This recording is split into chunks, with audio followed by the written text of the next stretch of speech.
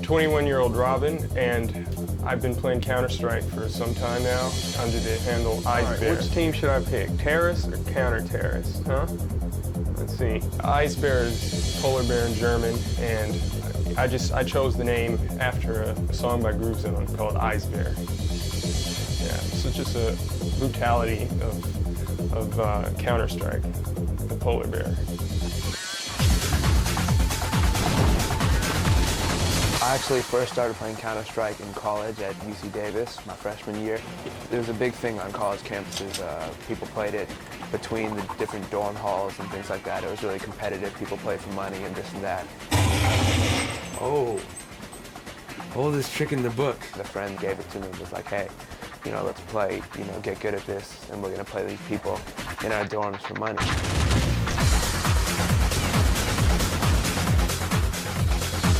I believe I played through the original Half-Life game, single player, and enjoyed the storyline, enjoyed playing it, and I think a few months later my little brother, his name is Eric, he showed me a mod, the CS mod, and I played it, and the physics of the game, everything just really appealed to me.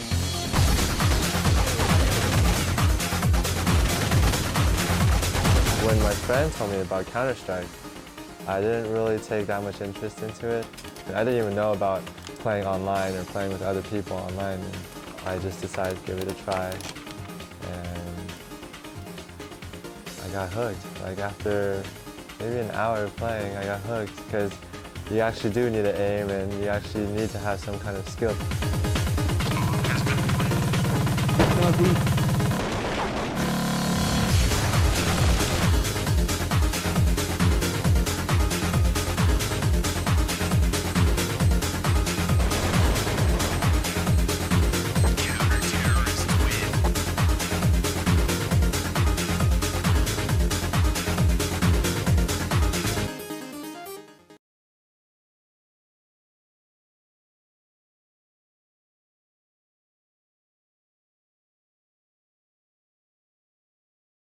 A first-person shooter clan is a collection of real-life players who may or may not be living anywhere near each other. They may be scattered all across the globe. The only thing they have in common is a love for a particular one of these games and just the desire to be extremely good at it and to play other clans in competitive matches. When I first started S2N, my main goal was just to get in leagues and get in league matches.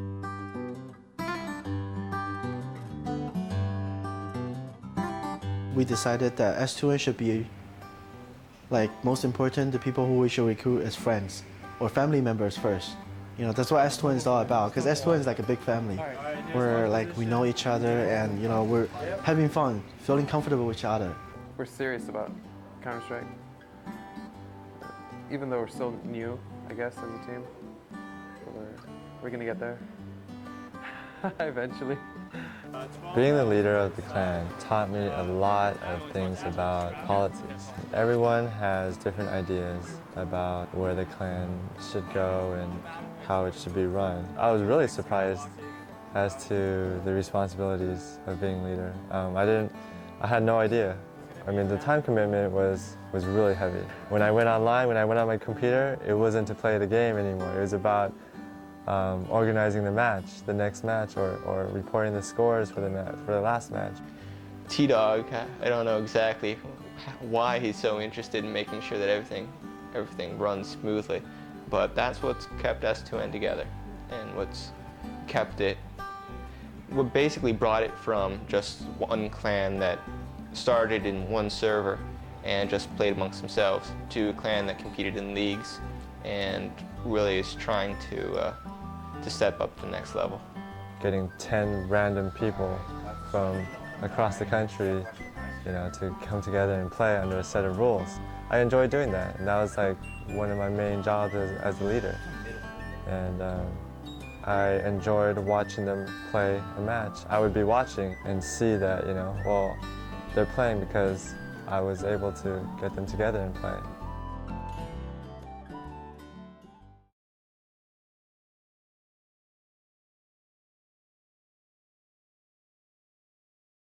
Counter-Strike is kind of like paintball. One set of players takes on the roles of terrorists, and the other set takes on the counter-terrorist role, and they go through these different hostage rescue and bomb defusal scenarios. Game rounds last only a couple of minutes, and the damage is designed to be really realistic, so if you take a bullet or two, you die. And it's not like in most games of this sort where after you die you just pop right back in. In Counter-Strike, when you die, you sit out the rest of the round and become a spectator. You know, I'm addicted to this game, actually. Most people are. Yeah, I'm pretty addicted to it. I've had my, like, 3-month hiatuses now, you know. Come back with a vengeance. Yeah, eventually you'll come back. Once you play a long time, it kind of got tiring for me. So I would switch around, probably playing like some PS2 games or playing some other games to get my mind off Counter-Strike. And then after like a couple months or a couple weeks, and then I'll get back and play Counter-Strike again. I need to buy some more flashes, a few well-placed nades. He could have been killed a lot earlier. The game owes most of its addictive properties from the fact that it's a progressive game, that the more you play it, the better you get at it, and that there are obvious skill levels that can be attained. I remember for me in the beginning, like I would just play the Counter-Strike game like I don't know how long. Like when I get out of school, when I get home, I'll be start playing until like 3 or 4 in the morning, and then I go to sleep because I got classes the next day. It's addictive because you get better at it. I mean, you can tell when you're better at it. When you become the person who's normally at the top of the list, and everyone, you know, sort of squabbles about whether or not you're on their team, then that attention, it just lets you know, hey, I've come a long way at this. There's some guilt associated with the fact that it's, in some respect, just time wasted, you know, idle time. At some point, you stop feeling that need to go home and play a game instead of sitting in class. But then again, everybody needs an outlet. Bomb site is clear. Bomb site is clear. Come on, let's go. When we started playing, it was because I would get home from work and Junior's there and I'm there. And we weren't part of a clan. It was Carlito and Carlito Jr. My name was Carlito. And one day I come home, he says, all right, my name's Carlito Jr. And I said, all right, Junior, I'm there with you. When I first got involved in Counter-Strike, it was my dad. Like, they play at work, him and his friends. My boys, my friends, were playing Counter-Strike at work. That looked fun. Like, he brought it home, put it on my system. I was getting rocked and everything. I was a newbie. And from there, I just picked it up, kept playing. And that was, from my point, where I said, okay, let's play this. I can have fun with my son. As a father, you try to be an influence. Can't play these on. You got a 15-year-old, you got a 16-year-old, his hormones are raging, his feelings are raging, and you say, all right, Junior, this is what you need to do. So you kind of act as a neutralizer. Some of the players say, I wish my dad played CS, you know, and that made me feel good.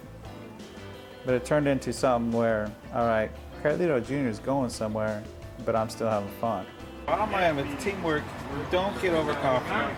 Yeah. You don't go, yeah, and start laughing and joking. S to win is reaching to achieve the next level. These guys haven't kept me for my skill, but they kept me for my wisdom and the fact that I do support Junior 110%. Good job. Good job. Good job. Tired. I'll be with him. I'll go to LAN parties. I go to tournaments. I'll buy him. I'll get him upgrades. I get me upgrades. You know, and basically we're very. I think we're probably closer than ever right now. Absolutely. He has a lot of emotion to him, a lot of passion. But he's got me there to say, all right, cool. This is what the perspective is. Look at it this way. And I think he listens. I think.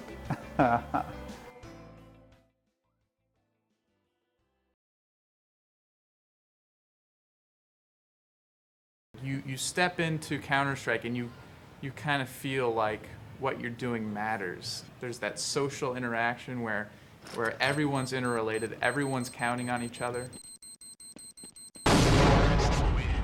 Counter-Strike started as a mod, as an amateur-made variation for a popular game called Half-Life. Half-Life was Valve's debut product. It launched in November of 1998, and it was a first-person shooter or an action game experience that really brought story and context and association with other characters into the genre. Half-Life came out, and Min Lee, who works with me on Counter-Strike, we were kind of the two founding members of it. We basically had an idea for a realistic-based game, so we went ahead with it, and it just snowballed into what it is today. Due to the fact that the game was free and due to the fact that it turned out to be really, really good, it just assumed this incredible popularity, and it's just become a real phenomenon. You see people bragging about when they joined, and it's really their game, I think more so than any other game that's come out where it's in production for 2 or 3 years, it's put in a box and it's sent to retail, and that's basically it. And it's the publisher and the developer's project that they're selling to the consumer. In this case, Counter-Strike came out and it was beta 1, beta 2, and you see people bragging over, I've been there since beta 4. They're like, oh, you're a newbie, I've been there since beta 2.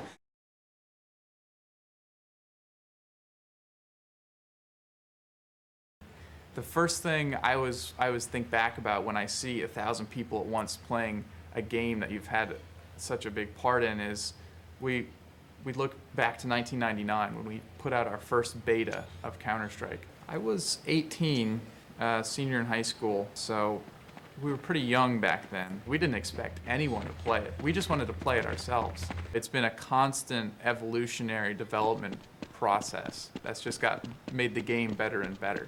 And we said if 5 other guys like it, then hey, that's cool, you know. And I remember the first day, 50 people downloaded it in, 10 hours or so. And we're like, wow, people actually like this thing.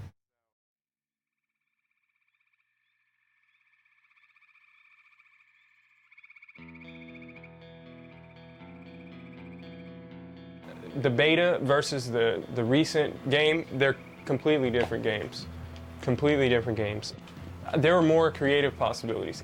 I could do more in the game when it was in the beta stages. In the old beta, all of the guns had a different recoil pattern, and this was proven various times by people who would just sit there and shoot a wall and see how the distribution is drastically different for each and every weapon. You would have to know the recoil of the gun, and you can't hold the trigger down. You couldn't hold the trigger down. In real life, the recoil has to be recognized. You have to be aware of the recoil. And so in the old game with an MP5, you know what that is, right? Okay, the MP5, if I'm shooting at you, I have to shoot, take my finger off the trigger. Shoot, take my finger off the trigger, wait for the crosshairs to contract, and then I have to pull the trigger again. And so it's like this rhythm. It's like music, I mean, it's like, like da, like A, E, B, E, C, E. If I had a choice of saying the matter, I would totally just can it. Just nix the new releases, Valve, all of it, and go back to the old beta.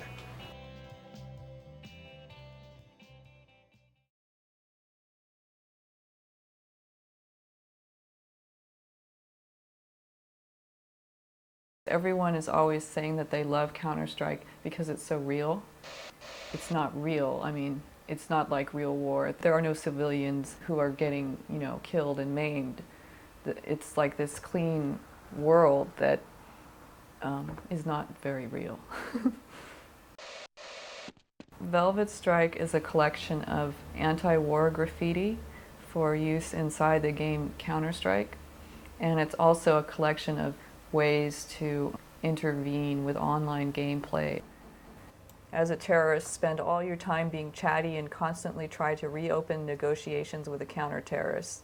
The goal of Velvet Strike is to bring awareness about the wartime climate that we're living in America and use the game as a vehicle to talk about outside game issues. So this is one of the emails. It says, "Hello, what a stupid initiative. If you don't like the game, just don't buy it, and don't piss off other people with your shit." We had a lot of response to this project, and about half of it was from people who were like just really angry that a woman would dare to criticize their little world that they're in, and just completely misogynist, death threats. And if you don't realize that video game is just a video game and that it's a fake world, well then go play with your Barbie. One of the hate mails that I got was a long email from someone who was saying, "I can't believe you did this, this is terrible. I play Counter-Strike as a release of my anger and tension over 911. Please don't take away this toy from me and destroy my game." And he had written this long email. And then I responded to him and explained to him what the intent of our project was. And then he wrote back, and it was almost like this complete reversal where he was like, "Oh yeah, I see what you mean, you're right."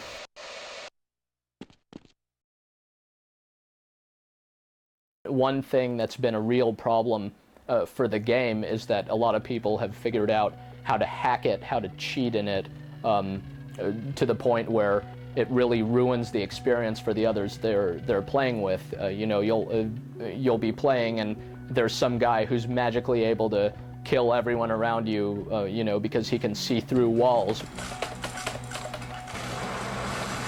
Wall hack simply lets you see right through the walls. You can see the player. Usually it's going to be accompanied with an ESP where it's going to show you the player's name and what weapon they have within hand, so you're aware if they're going to pull a grenade or if they're going to run in with a MP5.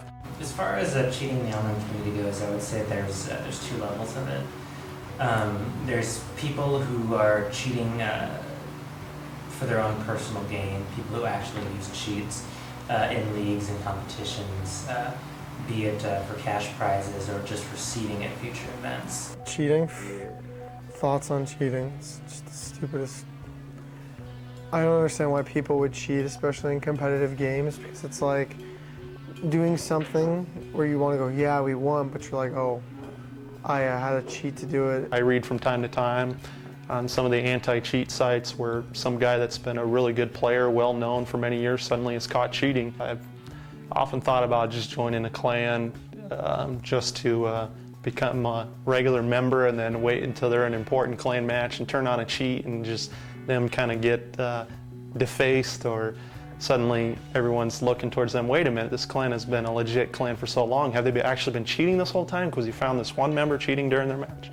I've thought about doing that. I haven't actually partaken in that. The second level of cheating is it's not for personal gain so much as a destructive tendency. My guy's philosophy on cheating really just comes down to we're there for our own entertainment.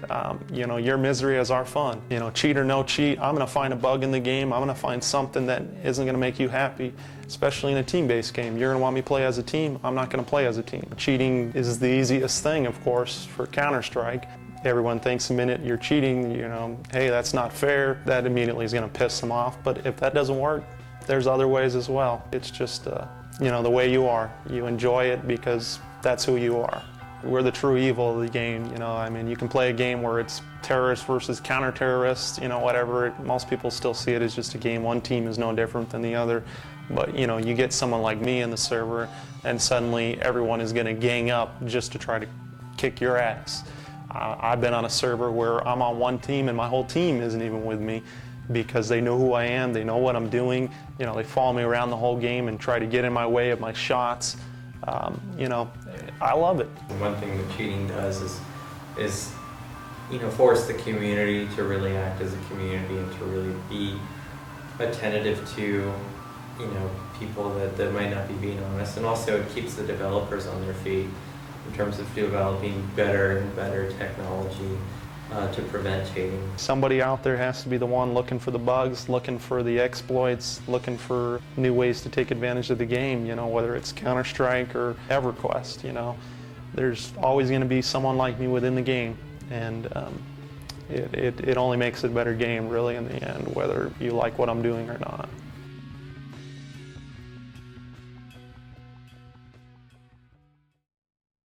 Word on the street is Speakeasy paid for the guys from TSO to get BMWs, and they bought them apartments, and they pay them to play Counter-Strike. That's what I hear.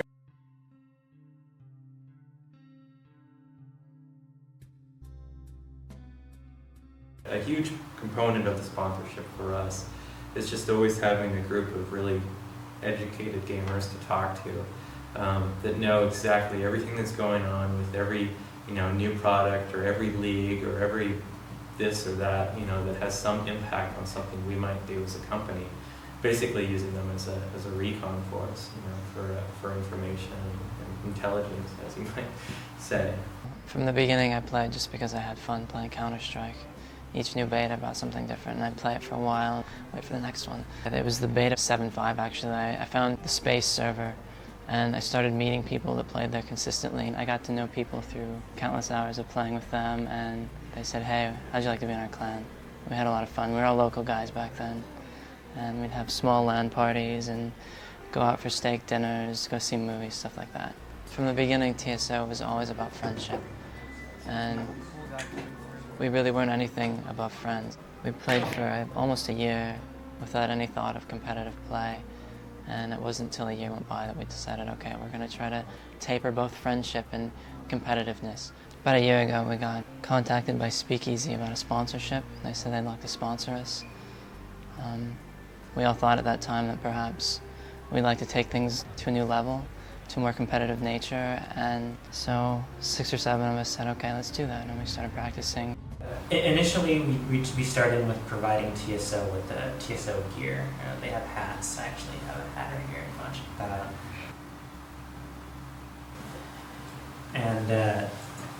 We got gear like that going through them: shirts, bags, hats. We have them wear those at the events to provide basic promotion. We host their website, and on their website they refer DSL subscribers to us. And their prime objective is to compete at these national and regional events. And so we as sponsors try to get them the proper lodging and travel to these events so that they can be successful and they can focus on their game. It's a hard thing sponsoring a Counter-Strike clan. It's sort of a test of faith, and Speakeasy's been really patient with us, and they've given us a lot of leeway, and they've been really upfront with us. They told us what they wanted from us, what they're going to give us, and I think both sides we've come through.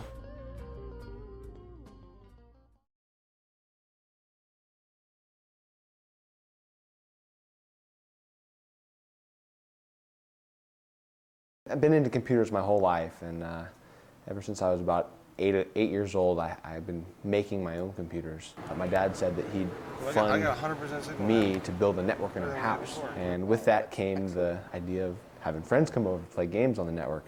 So about 5 years ago, I'd start off with like 4 guys in my bedroom, and it got to 8 guys, and the 8 guys got to, the biggest one I had in my house was about 17 guys in my living room. And after that, I had an offer to have the LAN parties here at the Outhouse in Los Gatos. Password themselves. Mine didn't have a password themselves.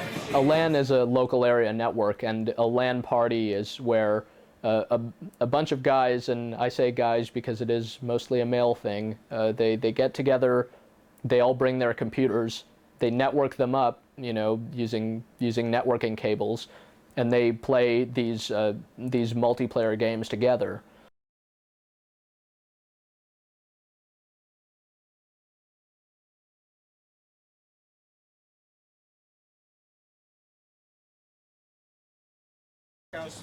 Okay, the question is, there's 2 main ways we could run the tournament. We could do it time-based, based on rounds, right? You play 12 minutes on one side, switch sides, play another 12 minutes, keep track of your total score, and report that back to me. Or we can do it round-based. Round-based. Say you play you play 12 rounds on one side. And then tell me your score. You play 12 on the other side. Why would you want time-based over round-based? I don't know, because Well, I guess it might include like you camping, and that might hurt it. But nevertheless, like if you're not as good of a team, or if you don't have like efficient players, out of the fucking tournament. Stop wasting our time. What's on your mind, Sect? Don't hold anything back. Oh my God! Just chill out. What if we suck? Dude, raise your hand if you want friendly fire. Yeah! Hey, the rest of you are noobs. Raise your hand if you know friendly fire. That's the ones that screw themselves up. If you want friendly fire, stand on this side. Yeah. If you don't, stand over here. Now we brought. Oh, that's easy. Hey, what the hell are you doing?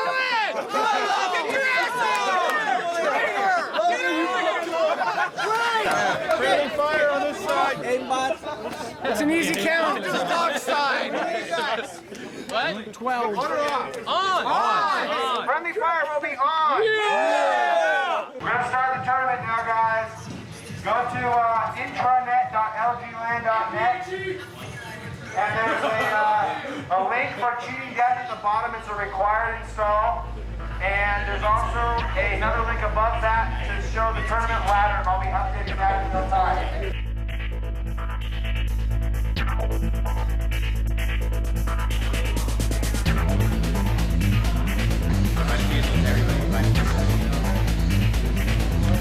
Doors!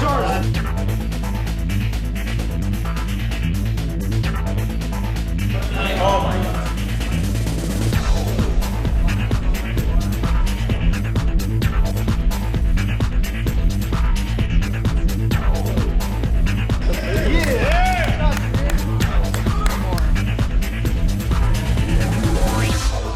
Dad, you gotta go. You gotta go.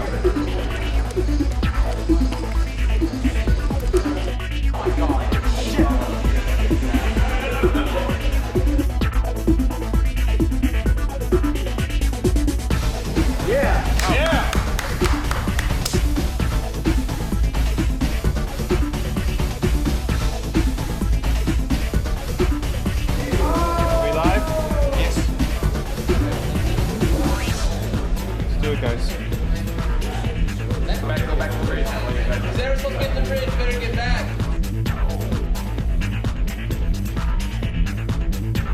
Oh my God. Oh God. Two bridge.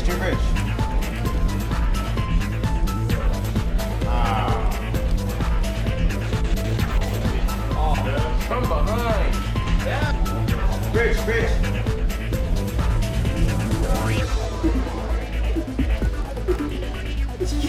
Yeah. Oh yeah. Fuck bullshit. Hey, fuck you, man. Sit the fuck down.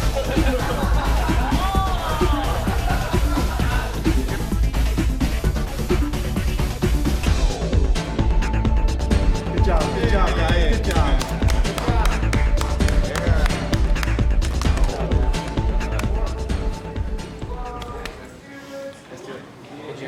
Good job, man. Good job, Junior. Yeah, it's fun, man. Good job, Good job, Pim. You got it, man. All over it. Killing all, man. Good job, Tech. Thanks. Good game.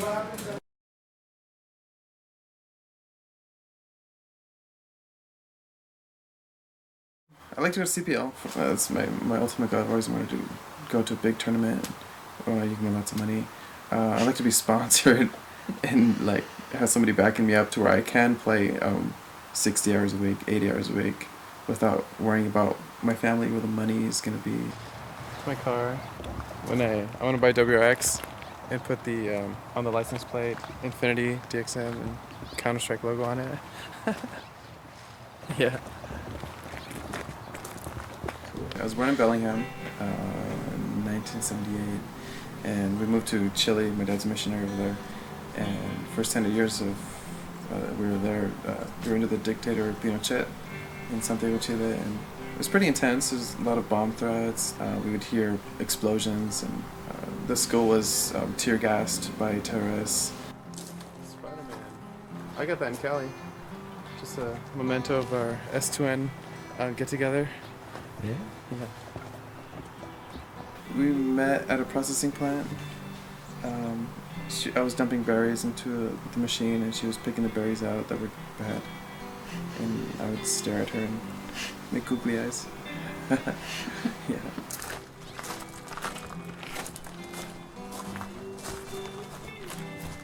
There's that V right there. He's pretty happy. And inside there's like really big ones. I don't like these.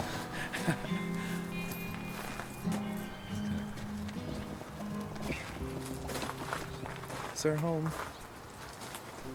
Usually the way it works, I work from 5 a.m. till 2:30 p.m. So it's really nice because I have the rest of the day off. And then Michael, I'll go pick him up usually, or Carrie picks him up at 5. And then we'll have like a family time until he goes to bed at 8, and then I'll play Counter-Strike till 11. Unless it's my day off, I can play like 6 hours. I've spent lots and lots and lots and lots of hours playing Counter-Strike.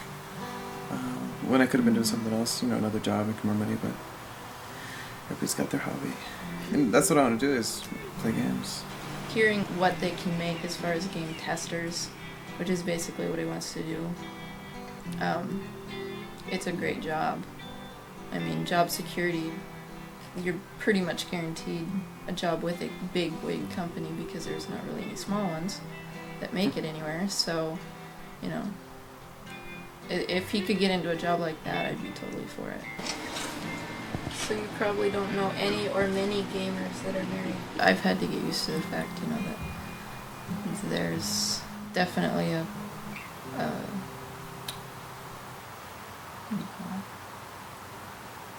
drive behind the gaming, and my big thing was at the beginning, even like when I was dating him, was you know, do something with it, make it something professional, go to school for it, type of thing. First, when we were married, he was on the computer quite often, and being the setup, he was sitting on the computer and the TV was over here, so I'd be just pretty much sleeping on the couch. It's a lot different now. I think he's grown, like, realized the sacrifices that I've had to make, maybe, you know, realize that he does have a family, and he's definitely balanced it out a lot better now. But in the beginning, I felt like I was making a lot of I probably played twice as much back then. Yeah. See, this is what they usually call me because of killing so many people in a round. And they call me hacker, and then like half the people leave because they think I'm cheating, but.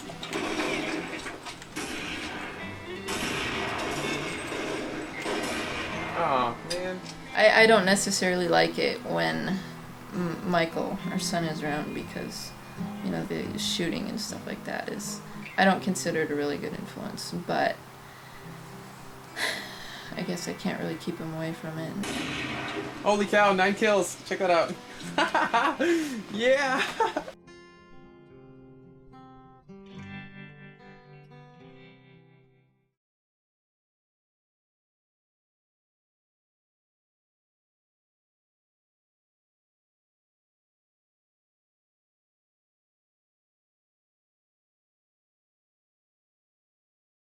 The Cyberathlete Professional League, or the CPL, is one of several organizations trying to bring a real legitimacy to the act of playing these kinds of games competitively.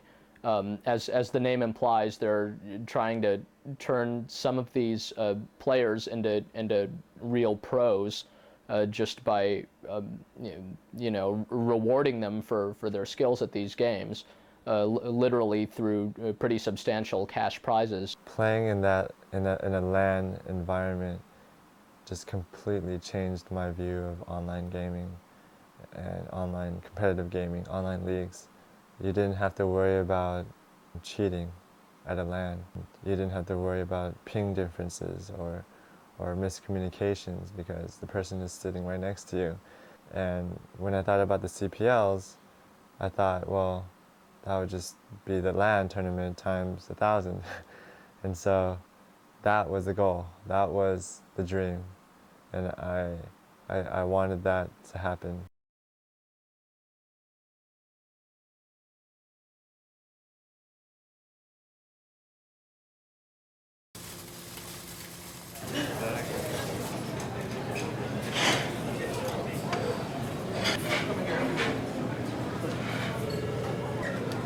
This is what powers S2N. Champions, huh?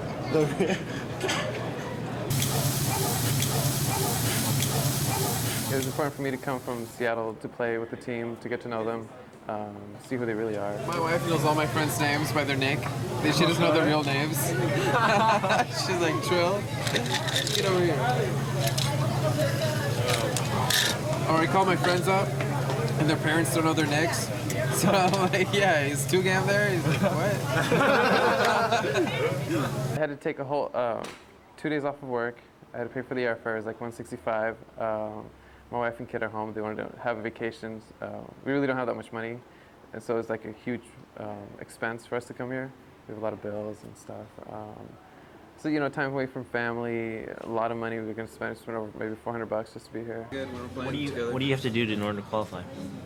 Win. Tomorrow. You have to win number one in order to qualify to go. Number 1 or number 2? Number 2? I think so.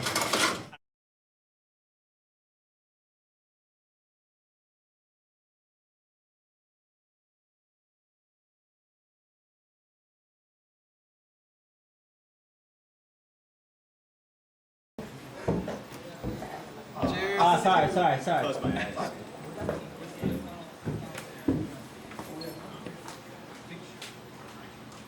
Colt. Oh, 1 second. What do we say? AKA. Say AKA. AKA. Fire in the hole. Fire in the hole. All right, ready? Cheese. Cheese. All right, now you guys want the whole team? Yeah. Everyone, welcome to Epic's hosting of the CPL Qualifier Divisional. The way it works, the way it's going to work, is that they're holding divisionals. This is a divisional, and then there's other divisionals up until the rival regional, which is held at Revolution. The top 2 teams from each divisional gets invited to rivals regional.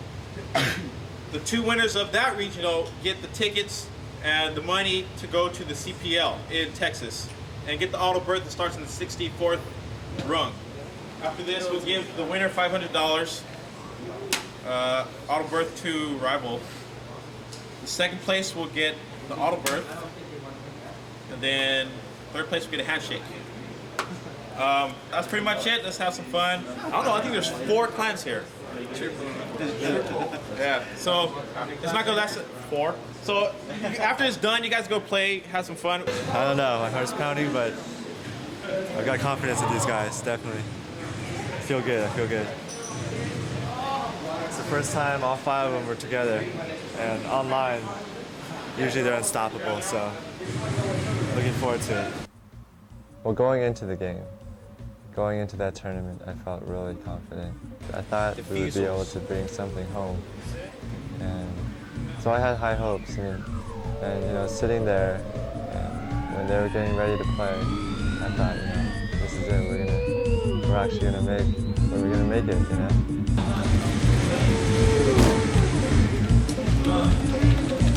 Come on, those are Glocks. I hear 3 outside.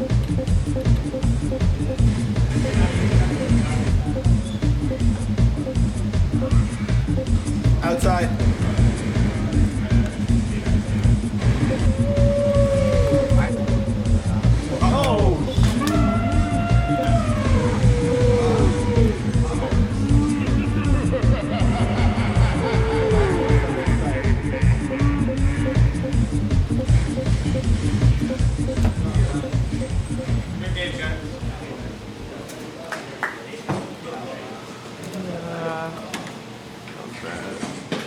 When I saw them and they lost that first round, I was shocked, disappointed.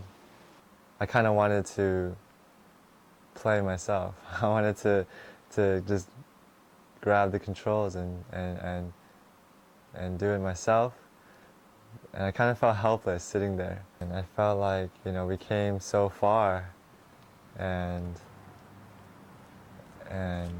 I was trying to figure out why it wasn't working. I was trying to figure out what we could have done or what we were doing wrong. We did well. I think we did well, but some basics that we had to go over. Good effort.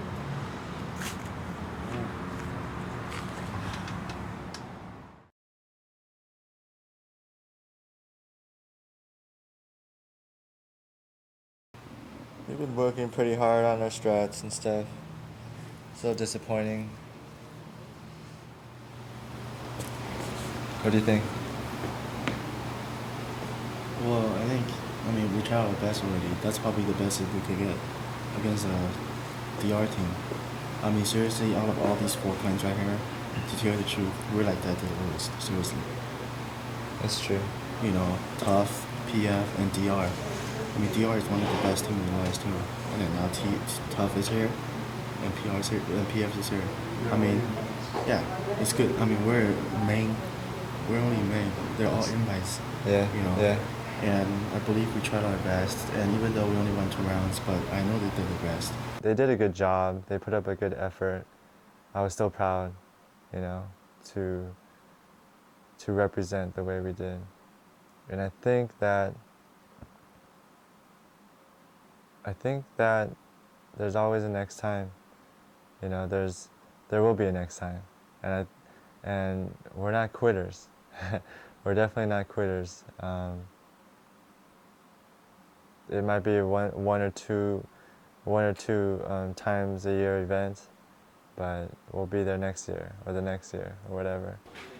I think that a major change needs to happen in the clan. I'm actually saying this now because today I'll be announcing that I'll be stepping down because I think I'm just a little lost as to how to handle the situation. It's just become too much, and so I want to see what these guys could come up with. I think that I've learned a lot from them, and hopefully they've learned a lot from me, and I think that that they'll be able to bring it back. And I just want to step back and see where they take it. Let's go home. Let's go home. All right. You're good.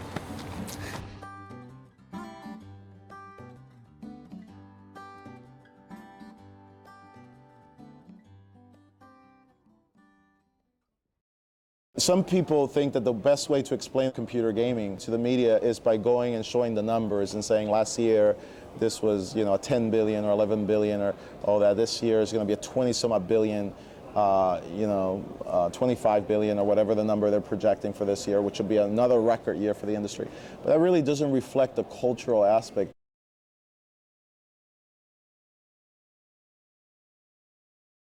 Some ideas have a momentum of their own. Back in 96 and 95 and then in 97, LAN parties that were taking place, people were not there for entertainment, but they were there for competition. And I realized this was a sport. And there may be another 4 or 5 people at the same time that had the same idea. But I just happened to be the person that did something about it. Okay, you get here and first there's this whole mass rush in of let's set up our computers and figure out where we're gonna sit. Then there's this whole confusing time where it's basically what? What's going on? Whoa, Where is there's everybody? Stuff everywhere. And you gotta go check out the computers that they got over there. Sooner or All later, the vendors are giving away free stuff. Yeah, sooner or later they'll be giving away free stuff. You know, everyone will be running around, and then all of a sudden nothing will be happening, and you'll see thousands of people playing games.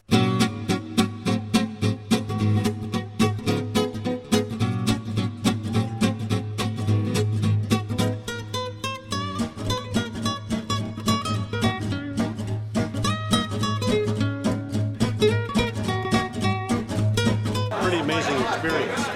Yeah. We drove all the way through, without stopping with 3-hour shifts, so we slept pretty hard last night. How long did the drive take? About 30 hours from California.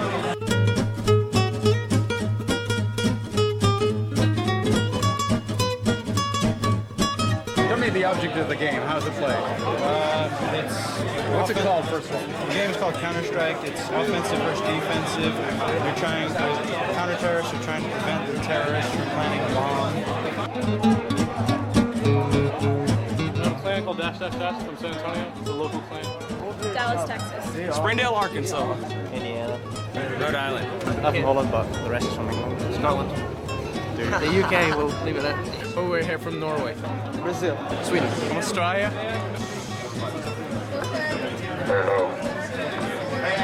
Okay, I need everybody's attention. We're going to be opening those doors in about 20 minutes, that means we're early. And I will come out here and we're going to organize this in the proper way. We realize that a lot of you have traveled very far to be here and everybody just wants to get in, but we have to do this in an orderly fashion. We're going to have about 1,000 to 2,000 people check in just today. So we just really need your cooperation, okay? Everybody clear on that, please?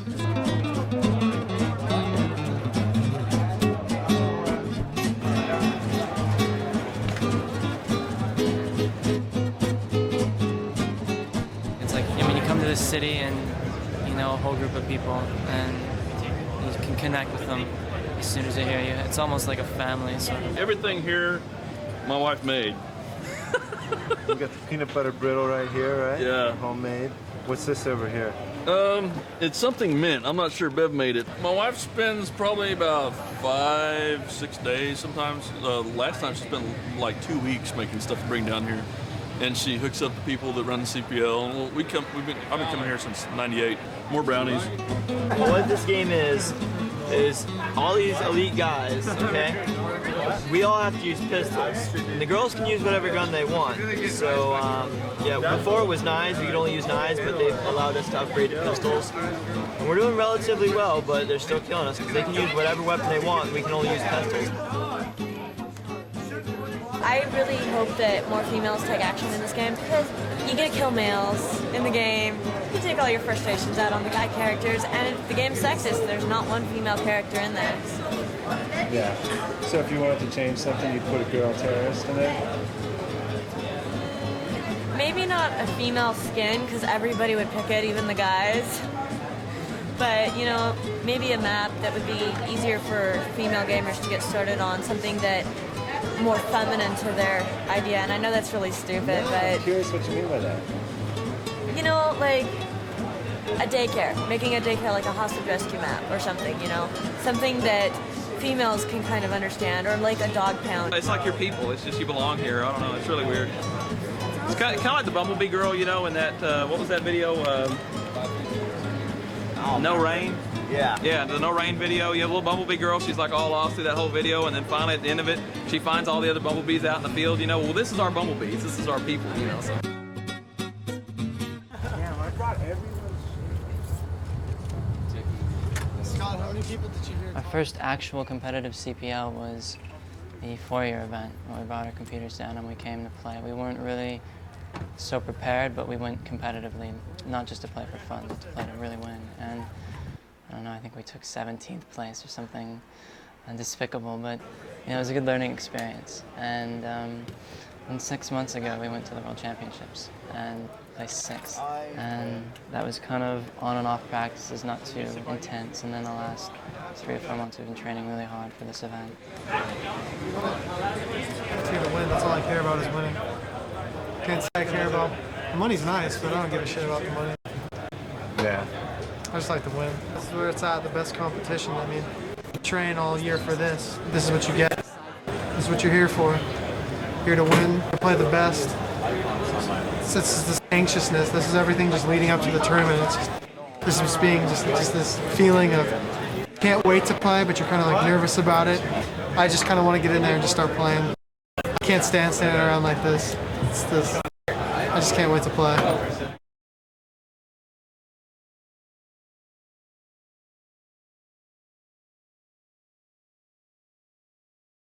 All right, so you want me to talk about TSO? I'll talk about TSO. TSO, good group of guys.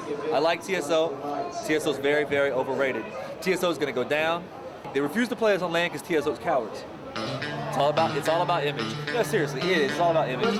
If they played us on the land and we beat them, then everyone would say, oh, DLP beat TSO on land, and they would be crushed. I've been to a bunch of these tournaments. I know a good majority of the people. I'd say a good majority of the people know me. And if someone doesn't know me, they ask who's that.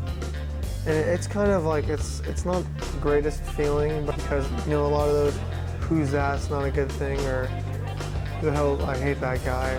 Or, it's just, it's just like anything else. Not everyone's gonna like you. So just make your best of the situation. You just go with the flow, I guess.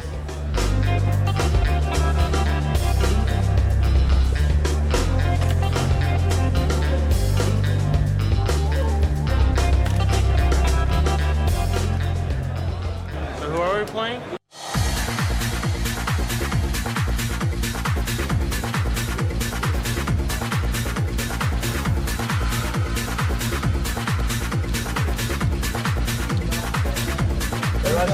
They're rushing upper. One radio, bombs down radio.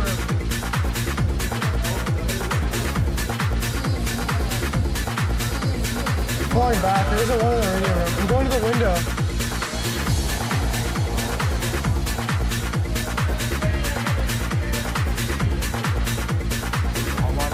Offensive on the ramp room, behind the boxes.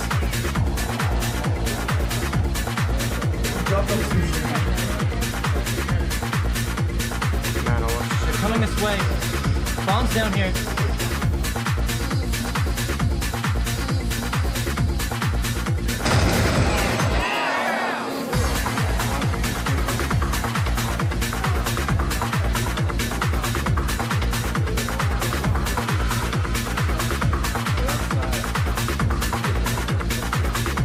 He's under me.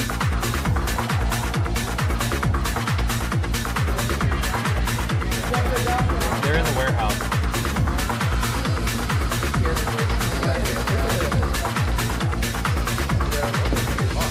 They're rushing. Stay alive, Scott. Gonna come back. He's in the right vent. I'm gonna go up. I don't have enough time. Sorry. He's in the left hand. Okay. Watch for a rush or something.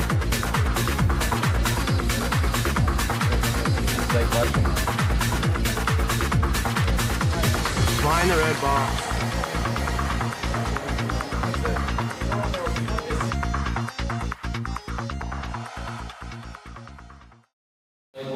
We played a really good plan and got our asses kind of handed to us. I mean, it was still fun. It's what we're here to do. We didn't expect to win at all. Expected maybe to get somewhere else, but we got a bad seed because of a forfeit win over in the first round. So you gotta go ahead and play them.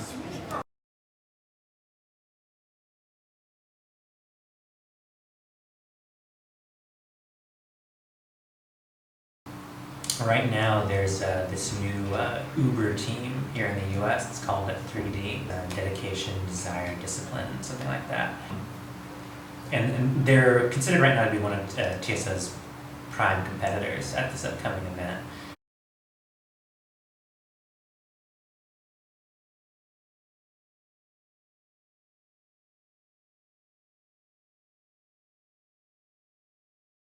You guys, what are you smiling about? We just beat 3D.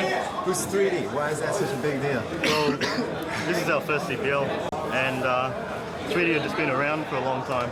That's all we do is watch 3D demos, and it's just I can't believe it. How far have you guys come to be here? About from Australia. Yeah, we just came from Australia. I can't believe it. I can't believe it. Oh my god, we can win it. If we can beat them, only people are standing in the way, in my opinion, is escalating. It's just a shock that we beat them. It's a real shock. I can't believe it. I can't believe it. We just beat 3D. Oh mate, that's unreal. Mate.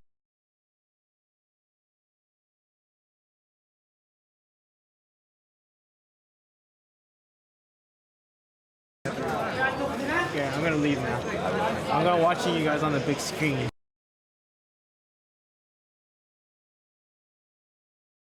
Yes, Nat. Okay? Come on, Stacy. Hey, we're gonna have to literally scream to get this across. Alright? Can you scream, Matt? There's two on the right.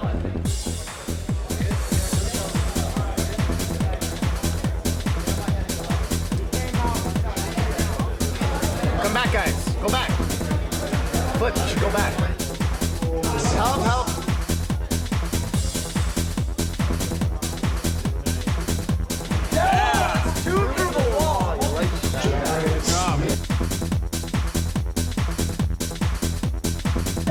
together. Get the next four. Where's that? They have an off in the middle. Let's try about at 25. All right.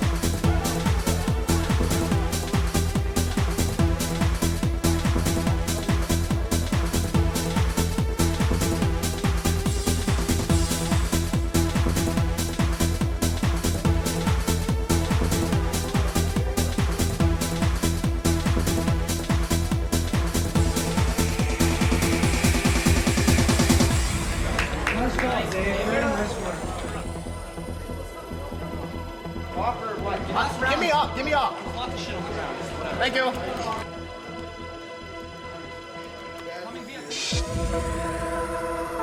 Guys, let's double HE. Do any of you have HE grenades? No, holy shit, they're there at the bottom. Nice. Fall back. There's only one guy. Fall back. Fall back. Just one. Oh no, Rest are coming, rest are coming. Lies. Oh my god. I hit like 3 shots that time. Alright.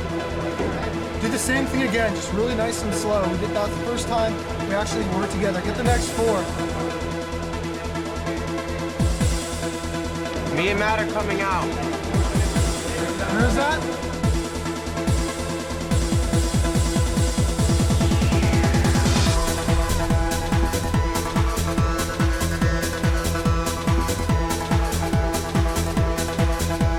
Why is everyone giving up? Come on, I don't hear anyone talking. Let's talk, guys. Come on.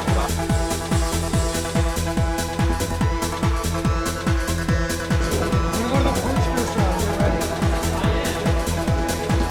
4 here. 4 here. Jason, come over here. Come over here. Do the sweep quickly. Fast. Coming up. They're all coming here. There's at least 4 here.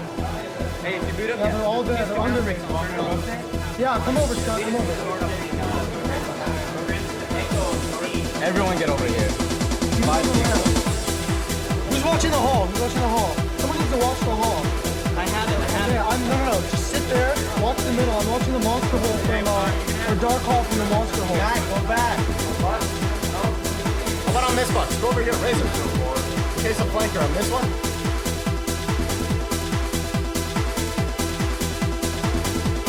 What, definitely fake.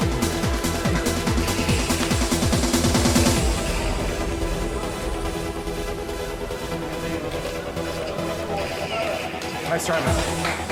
Save. I got a full armor and a grenade. Stack over there right now. I'm gonna go to the hall.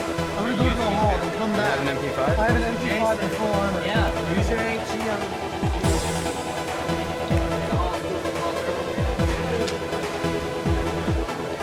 They didn't rush yet. I'm falling back. Go.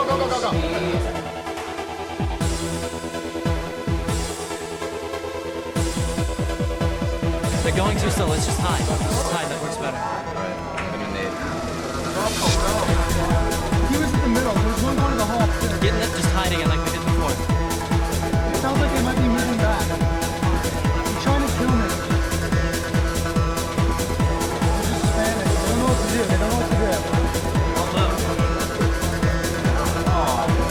All for the bomb guy. Here's them on the ramp. All for the bomb guy. On the right.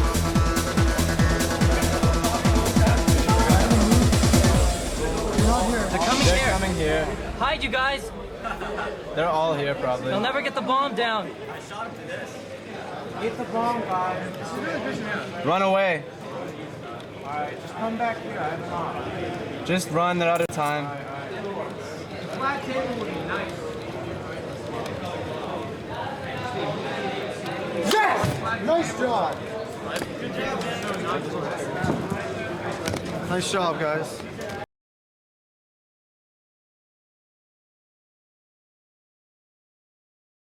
Yeah, I think they're trying to give me a heart attack. Oh my gosh. Like, everyone was watching just like, oh my god, what's happening? You know, TSO, you know, getting... I mean, everyone knows EG is like pretty good, but I mean, we should have had that a lot better, but so it was definitely a wake-up call. You know, we definitely need to start playing better. You know, oh my god.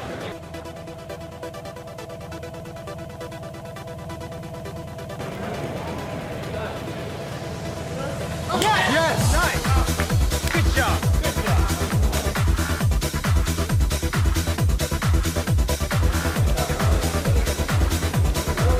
He was in the water.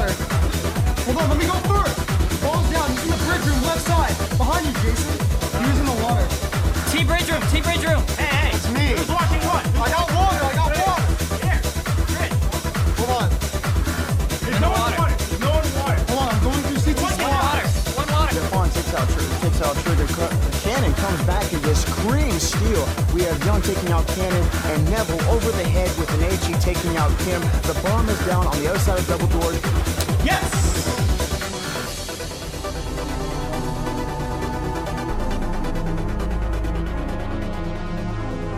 Jag tänker inte brorum Max. Ja, de gick tillbaka. And I'm going upper. Let's do it 3 lower, 2 upper. Once Dave gets a kill, go. They're defensive.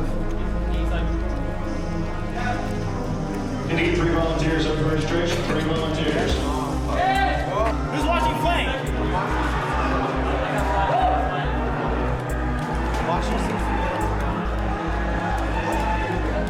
Cover the door. Håller du därför? Ja, vart är du? Jag håller därför också. Jag håller därför.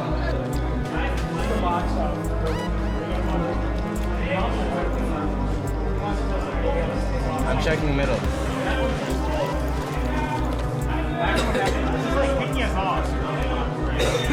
Hur många var det vatten då?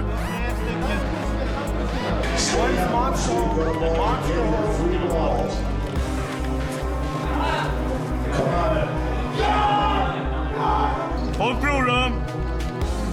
Flash här! Smoke här! Okay, we just have to walk all the way there and fight. Let's like keep going. Because we only have a minute left. Let's go to the left when we get down the alley. Don't strafe out now. It's gonna be Tor, right? Yeah, he'll probably be on the trains in the middle looking at the alley.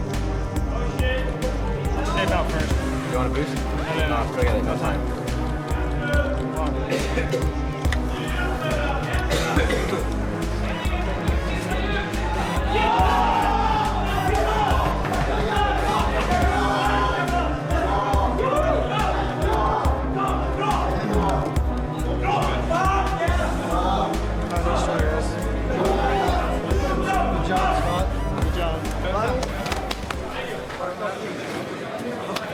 Good game, guys. Good game, good game. Good game. Pistol round. Awesome. The team pistol round. That's frag or die. That's frag or die. Good game. Until Nice four. play. It's team. All headshots as well. Like Good game. Nice play. Good game. I know we're slow.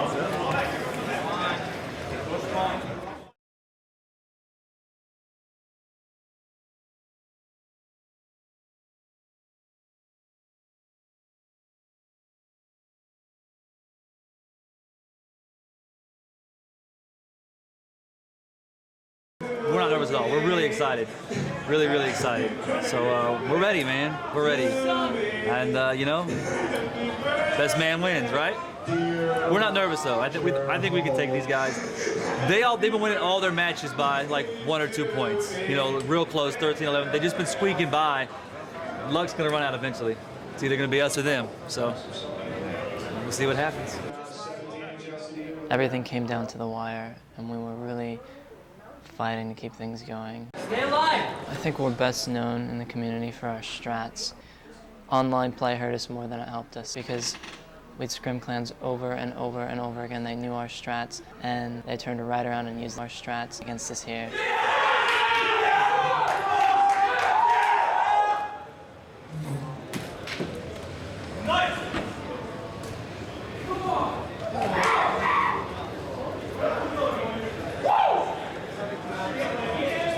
It didn't go our way, and we had a tough match where everyone was pretty down, and that's what happens. I mean, we lost, and now we're playing for 5th. Hopefully we can come out. We're just going to come out and try and make the best of it and try and win it. Good game, guys. Good game. Good game, guys. Good game, Good game, guys. Good game. Good game. I love you, Britt. I love you. What about the one I said? Oh, yeah, dude. TSO was a good team. Never said anything bad about them. Made the best team won. Hello? I don't think we're the most skilled players, and I think that falls back to the friendship aspect. We weren't looking for the most skilled players, we were looking for good friends.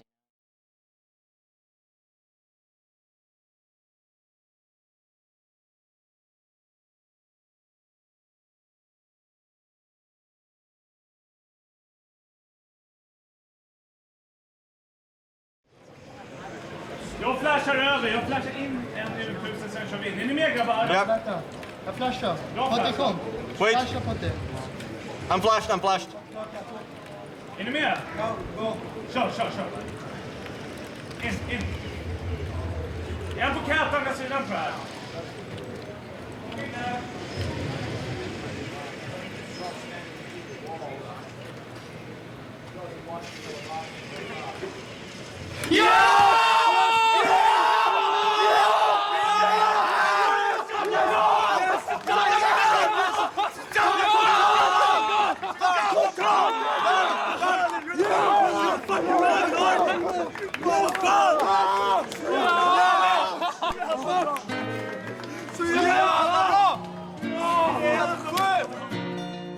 I just bought primary ammunition. Got a brand new full load. I've been doing this for a long time. I mean, this is like my 5th event I've been to, so it's like, how many can I go to? How much more time can I put into it? It was fun. It's just, I mean, it was always fun to come and play, but I mean, I'm looking at other stuff I want to do. Each time I see you reloading your gun, 'cause I own you. Not a thing you can do, don't you worry, it'll be over soon. Watching these guys play, it's like, it's great. It's a great feeling, you know, and I can see, you know, even just watching the guys that aren't playing, watching the guys that are playing, it makes me happy, you know. It makes me happy, and yeah. Each time I see you reloading your gun, 'cause I own you. Not a thing you can do, don't you worry, it'll be over soon.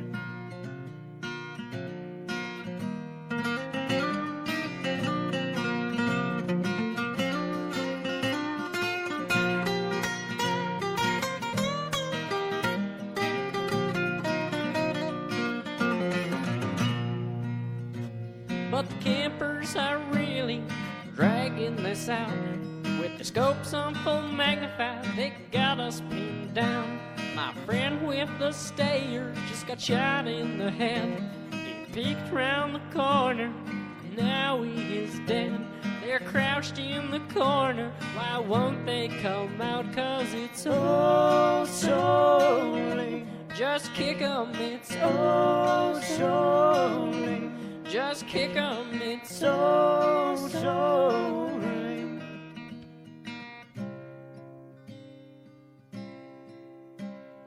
Phoenix connection, I can get an erection each time I see you reloading your gun.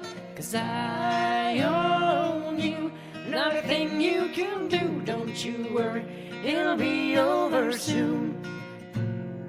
Phoenix connection, I get an erection each time I see you reloading your gun.